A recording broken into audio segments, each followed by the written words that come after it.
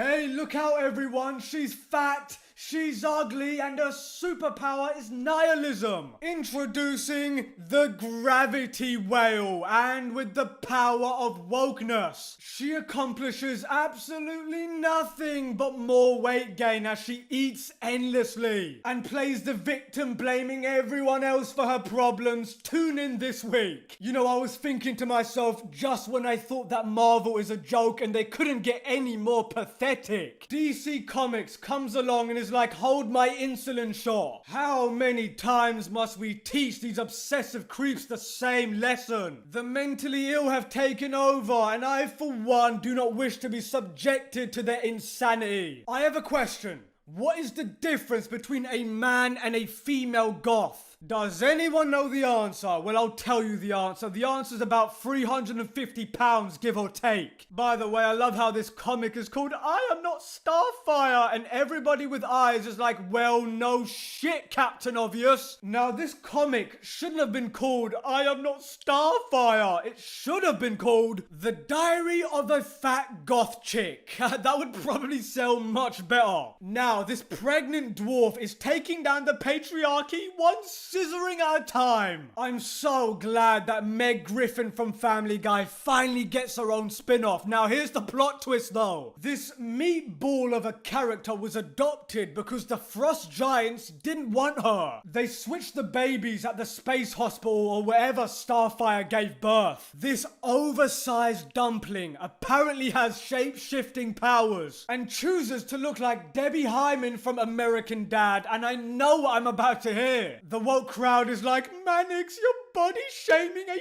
fictional character. Yes, I am. None of this is real, and even the Penguin left when he found out how disappointing his daughter was. And that right there explains everything. There is only one reasonable answer for that monstrosity. There is no father. That is the most plausible part of the story. Danny DeVito knocks up Starfire and runs away after seeing that abomination. You can make the argument that Greasefire isn't actually Starfire's biological daughter, but an illegitimate child of the Penguin abandoned in a dumpster that Starfire took in out of the goodness of her heart. And the only good thing in this comic is that they've upgraded Starfire to Star MILF. Okay, let's get serious here for a second. At this point, there's more money to be made pointing and laughing at American comics than actually making American comics. This is exactly why manga is outselling Western comics at a ridiculous rate. You would think after 7 years that these companies would get tired of losing money, but of course not. DC and Marvel used to battle to see who would sell the most comics, and now they're trying to outdo each other and whose company will tank the fastest. The American comic book industry is trying so hard to compete and remain relevant against manga, and this is the type of garbage they can really come up with. They have zero understanding of their demographic. It is really getting pathetic at this point. The comic book should be called I Am Not Buying It instead of I Am Not Starfire, and I guarantee you we're all gonna be called phobic by the mainstream media for not buying this pile of giraffe shit.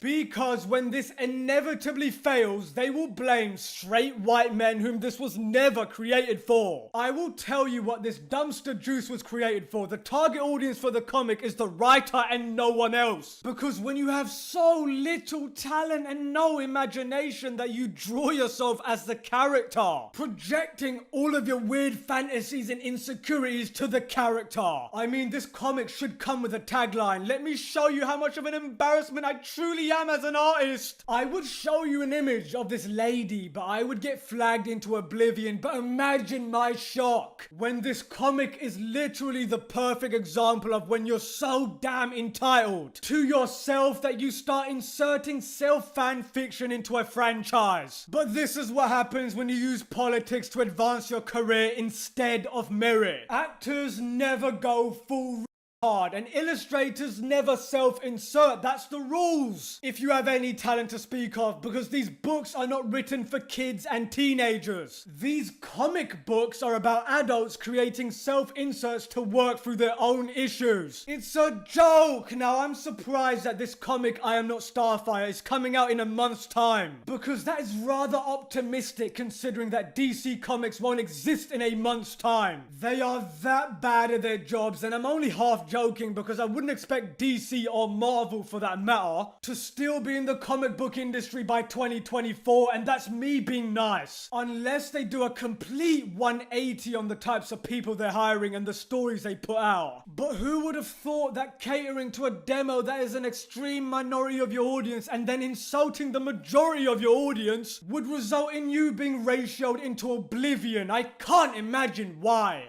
40,000 dislikes on this trailer the last I looked. I mean, at this point, you're competing with the Star Wars YouTube channel and you're in good company because you're all overpaid, incompetent, moronic thalidomide babies. Okay, you know what? Let me end on this note. The most poorly drawn manga is still better than the average Western comic. The ranking goes like this. Number 1, manga. Number 2, a blank piece of paper. Number 3, Western comics. And I just want to say thank you to Japan for being the only source of entertainment that I have left anymore. Bring on the new season of the Demon Slayer anime, and on that bombshell, Manix out.